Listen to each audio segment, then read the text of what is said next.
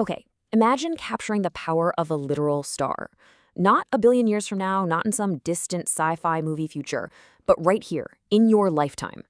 If you've been following the bleeding edge of science and energy, you already know that for, well, about 70 years now, the global race to harness fusion has been this painfully slow waiting game. But that wait fundamentally shifted this month. Let's get right into this explainer. We really have to ask the ultimate question here. Who is actually going to capture the sun? For decades, nuclear fusion has been, frankly, the cruelest tease in modern science. You know the old joke, right? Fusion is the energy of the future, and hey, it always will be. Or that it's always 30 years away. It's been incredibly frustrating for all of us. But the data we're looking at today, it absolutely shatters that narrative. The whole idea that fusion is perpetually just out of reach is officially dead. So, we're moving firmly away from that tired old mentality and stepping into a startling new reality. What kicked this massive shift off? It's the sudden, almost out-of-nowhere emergence of 3 simultaneous global breakthroughs, all happening just this month. We aren't talking about slow, isolated research in dusty university basements anymore. This has suddenly become a full-blown 3-way sprint between government giants, agile private upstarts, and global superpowers, and they're all gunning for the exact same finish line. Section 1. The British Bet. STEP and the new chief. Let's cross the globe over to the UK. The Atomic Energy Authority there just made a stunning move. They brought in Dennis White, a highly charismatic former MIT professor. But, and this is key, they didn't hire him to be some desk jockey bureaucrat. They hired him to be a builder. His one and only job is to lead the £300 million STEP program with a wildly bold objective: build a working prototype fusion plant in Nottinghamshire that actually pumps electricity onto the grid by the early 2040s. White is pushing a radical, aggressive timeline. The real takeaway here? Britain is loudly telling the world, look, we don't want to build another science experiment. We want a real power plant. Right, so how do they actually pull this off? Well, the UK is making a huge hardware bet on a spherical Tokamak design. The best way to think about this is like the sports car of fusion reactors. It's small, it's nimble, it's highly compact, and incredibly efficient. That's a stark contrast to the old-school conventional Tokamak approach, which is big, slow, and clunky, kind of like a tank. Now, the obvious catch? A sports car is way harder to steer and stabilize than a tank. And to understand how they're tackling that tricky stability problem, we have to talk about ELMs.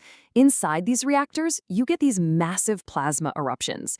Think of them as giant, violent burps of plasma that can literally rip apart the walls of a reactor.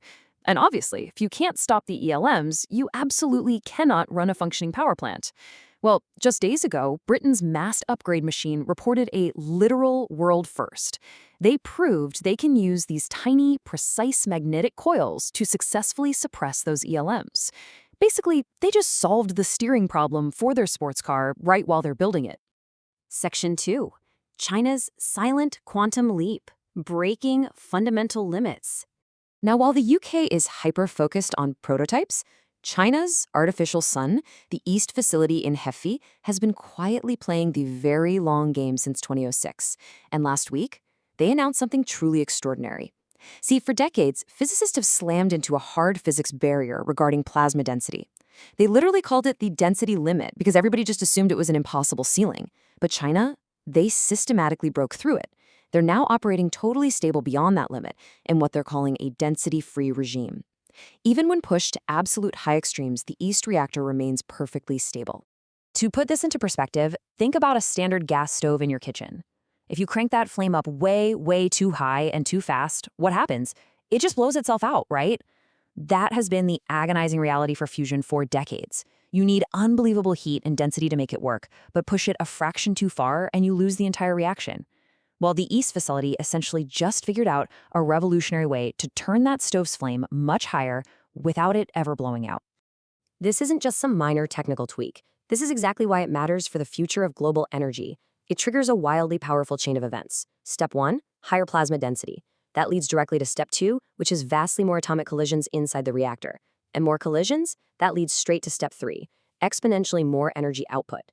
It is a completely new operating system. By cracking these deep, fundamental physics problems, China is setting themselves up to completely leapfrog the rest of the world by 2050 with a commercially dominant plant. Section 3. The American upstart. Private money, fast failure. But, while giant governments are mapping out these careful, decades-long timelines, private money out in California is moving at breakneck speed. Startups like Fuse Energy Technologies, they aren't waiting around for permission. 1.27 trillion. That is a massive, record-breaking number of neutrons that Fuse produced from their Phaeton X device in a single shot last month. Why is that number so staggering? Because that scale of output used to be reserved exclusively for massive billion-dollar government national labs. And a private startup, one you've probably never even heard of, just casually smashed it. So how on earth are they pulling this off? Let's walk through the private sector playbook. First off, extreme agility. They're backed by deep private capital and use much smaller, leaner teams. Their core philosophy is literally fail faster and iterate weekly. Meanwhile, a government project might take 3 years just to approve a specific type of bolt. Third, they aren't even trying to build a massive, complex, traditional reactor right now. They're using a cheaper, much simpler, pulsed linear device. And their focus? They don't care about breaking even on electricity tomorrow. They just need to prove they have a viable neutron source first. The grid comes later. And they aren't alone, by the way. Over in Colorado, Marvel Fusion just inked a major deal with Siemens Energy to push forward laser-driven fusion. The American private sector is treating nuclear fusion exactly like a Silicon Valley software update. Section 4, the evaluation. Who actually wins? Okay, so we've looked at the massive prototype in Britain, the rule-breaking physics out of China, and the highly agile, reckless startups in America. In this sudden global sprint, they're actually racing toward very distinct finish lines. Over the course of this current decade, the U.S. private sector is racing to scale those viable neutron sources. Fast forward a bit to the early 2040s, and the UK is aiming to physically connect a working prototype to the actual power grid. And then, looking toward 2050, China is planning to achieve total commercial plant dominance worldwide.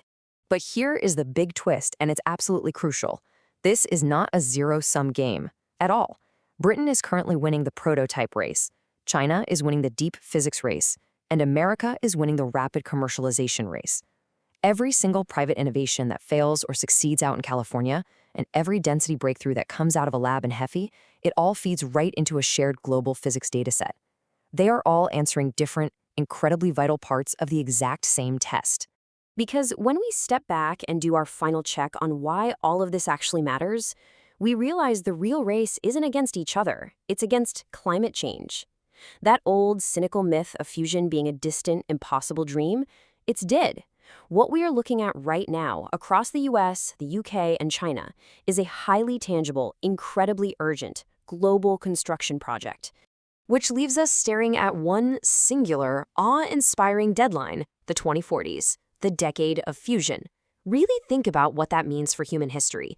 The absolute holy grail of energy is no longer a myth. It is a target right in our sights. And it leaves us with one massive question to chew on. How fundamentally will our entire society change when a star switches on in our lifetime?